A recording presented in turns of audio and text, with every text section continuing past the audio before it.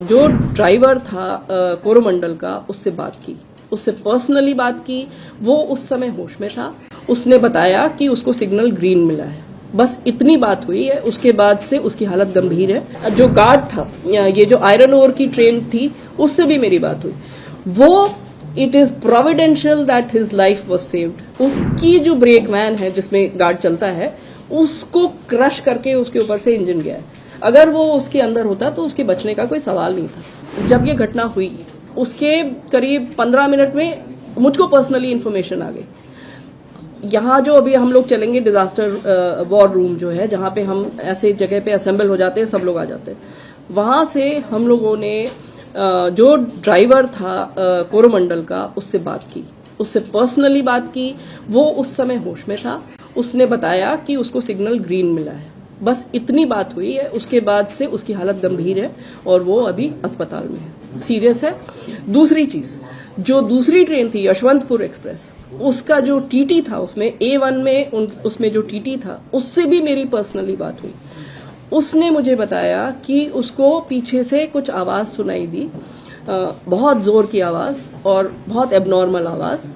जब उसने वो पीछे की तरफ देखा तो उसे लगा कि कोई कुछ आ रहा है, कुछ ऑब्स्ट्रक्शन आ रहा है। उसको समझ में नहीं आया कि क्या है। और उसके बाद उसके A1 कोच के पीछे एक और जनरल बोगी थी, उसके बाद एक और जनरल बोगी थी और लास्ट वो गार्ड का डिब्बा था। वो दोनों डिब्बे ट्रेन से डिटैच हो गए। इसका वाला पोर्शन ये A1 में आगे था, एक डिब्बा आगे था, और इसका वाला पोर्शन जो यशवंतपुर एक्सप्रेस का था वो आगे चला गया और सेक्शन में वो सेफली चला गया। लेकिन इसके पीछे ये जो दो डिब्बे हिट हुए, जिसकी उसको आवाज सुनाई दी और उसको समझ में नहीं आया कि क्या हो रहा है, वो डिब्बे पटरी से फिक गए। सो ये है एक टीटी से जानकारी, first hand information that I have. So that is what happened to the Yeshwantpur express. Our staff, let me tell you, and जो गार्ड था, ये जो आयरन ओर की ट्रेन थी, उससे भी मेरी बात हुई।